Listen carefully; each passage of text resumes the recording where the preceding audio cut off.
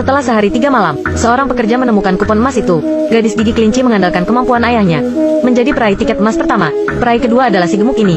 Dia makan banyak coklat setiap hari karena terlalu rakus. Bahkan tiket emas digigit olehnya. Peraih ketiga adalah seorang pirang sombong ini. Dia memenangkan 236 hadiah karena semangat pantang menyerah. Tapi sifat sombong itu sangat menyebalkan. Peraih keempat adalah pemuda berbakat dengan IQ 205. Setelah dia menganalisa tanggal produksi dan kualitas coklat, dia hanya beli satu coklat, langsung mendapatkan tiket emas dengan mudah. Melihat hanya ada tempat terakhir yang tersisa, wajah Charlie penuh keengganan dan ketidakberdayaan. Kakek yang mencintai cucunya mengeluarkan sisa uang pribadi. Dia ingin memberi Charlie satu kesempatan lagi. Anak yang baik. Dengan cepat dia membeli coklat. Kakek dan cucu itu memejamkan mata dengan gugup. Setelah dibuka, isinya hanya sebatang coklat biasa. Tidak semudah itu bagi anak miskin untuk mengubah nasib mereka. Charlie yang putus asa datang ke jalan sendirian, melihat pabrik coklat di depannya. Tepat ketika dia tertunduk dan siap untuk pulang, tidak disangka, harapan itu muncul. Anak laki-laki itu menemukan $10 di pinggir jalan. Dia memegangnya erat-erat, merasa seperti bermimpi. Kemudian, tanpa sadar dia datang ke toko. Charlie mengeluarkan uang yang diambilnya, ingin membeli sepotong coklat. Paman penjual mengambil sepotong dan memberikan kepadanya. Tak disangka, keajaiban benar-benar terjadi. Ketika Charlie mengeluarkan tiket emas, paman penjual itu tercengang. Tiket emas itu menarik perhatian orang dewasa yang rakus. Pria botak itu memeluk Charlie, menawarkan untuk bertukar sepeda dengannya.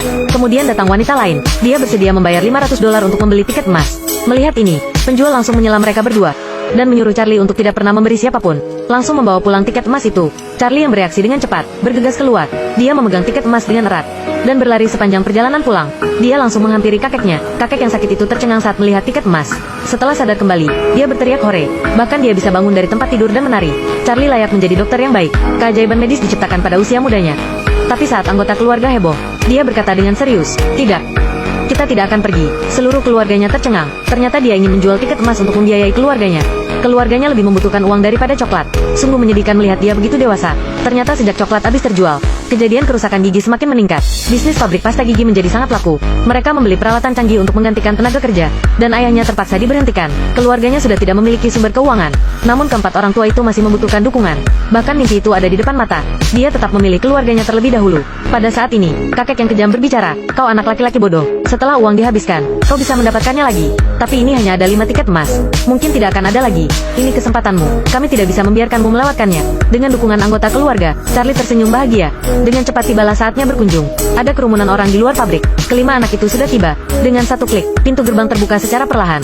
Anak-anak berjalan masuk ditemani oleh orang tua mereka. Willy Wonka keluar untuk menemui semua orang. Mereka memasuki pabrik. Saat Wonka membuka pintu pertama, terlihat negeri ajaib yang seluruhnya terbuat dari coklat. Wonka memberitahu semua orang. Jembatan adalah coklat, sungai dan air terjun adalah saus coklat, bahkan rumputnya terbuat dari coklat. Si gemuk tertegun. Coklat di tanganku menjadi tidak menarik lagi. Tidak jauh dari sana, sekelompok kurcaci sedang bekerja keras. Ternyata setelah pabrik tutup, Wonka mencari bawahan yang bisa diandalkan ke seluruh penjuru. Secara tidak sengaja, dia datang ke rumah kurcaci. Di hutan purba ini, kurcaci hanya bisa memakan beberapa serangga yang menjijikkan. Makanan favorit mereka adalah biji kakao, bahan baku coklat. Wonka memberitahu Raja Kurcaci, selama mereka bekerja untuknya, maka akan ada coklat yang tidak ada habisnya. Ketika Raja mendengar hal yang baik ini, dia langsung menyetujuinya. Setelah itu, Wonka mengajak mereka merantau bersama keluarganya, datang ke sini untuk hidup. Coklat yang dibuat oleh kurcaci tidak hanya lebih enak. Siapa sangka saat ini, si gemuk seperti kerasukan setan. Dia merangkak di tanah dan makan rumput, lalu mengulurkan tangannya, dengan rakus meminum sungai coklat. Saat Wonka ingin menghentikannya, terlanjur terjadi kecelakaan. Si gemuk berjuang mati-matian di sungai coklat. Wonka mengabaikannya. Dia benci anak serakah. Melihat si gemuk akan tenggelam, Wonka menggerakkan matanya. Sedotan raksasa jatuh dari langit, menyedot si gemuk itu. Itu juga berarti dia dieliminasi. Kurcaci memimpin wanita gemuk itu untuk menemukan putranya si gemuk. Kemudian sebuah perahu kuda laut coklat raksasa muncul di sungai, dipimpin oleh Wonka. Semua orang naik ke perahu. Dengan perintah Wonka, para kurcaci mulai mengayuh. Mereka melewati sebuah terowongan. Perahu kuda laut bergegas turun dengan cepat. Setelah atraksi yang menegangkan, mereka datang ke bengkel pengembangan produk baru. Ada berbagai macam permen aneh di sini. Misalnya, permen batu yang diciptakan khusus untuk anak miskin. Tidak akan habis dimakan dalam 100 tahun. Ada juga gulali yang menumbuhkan rambut. Rambut kurcaci yang botak bisa tumbuh lebat setelah memakannya. Dia juga dengan senang hati mengacungkan jempol pada Wonka. Yang terhebat adalah permen karet super. Dia menggabungkan berbagai sayuran dan daging, kaya akan vitamin A, B, C, D, E, F, G. Dengan satu gigitan, maka tidak perlu makan sepanjang hari. Tidak disangka, gadis pirang itu tidak menunggu Wonka selesai berbicara.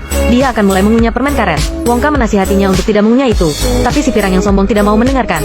Bahkan berkata dirinya juara dunia mengunyah permen karet. Dia mulai mengunyah permen karet. Wonka hanya bisa menggelengkan kepala. Detik berikutnya, hidung si pirang mulai membiru. Dengan segera biru menyebar ke seluruh tubuhnya. Ibunya mulai cemas. Tapi siapa yang harus disalahkan karena tidak mendengarkan nasihat? Setelah beberapa detik, tubuh si pirang mulai membengkak sampai menjadi blueberry raksasa. Permen karet itu masih dalam tahap percobaan. Tidak ada yang tahu efek sampingnya.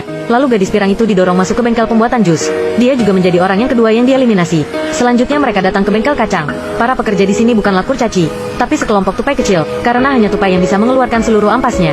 Setelah pelatihan profesional jangka panjang, yang harus mereka lakukan hanyalah mengambil biji coklat dan mengetuknya, lalu menaruh di telinga dan mendengarkan. Langsung bisa membedakan antara kacang yang baik dan buruk.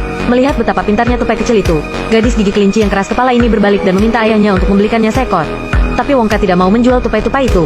Tak disangka, gadis gigi kelinci ini langsung marah. Namun, tindakannya membuat tupai marah. Mereka berkerumun, mulai mengerumuni gadis gigi kelinci. Sebagai tikus yang rajin bekerja, mereka paling benci orang lain mengganggu pekerjaannya. Selain itu, ini dilakukan di depan bos. Sangat tidak bisa dimaafkan. Tupai bekerja sama untuk menekan tangan dan kaki gadis itu dengan kuat.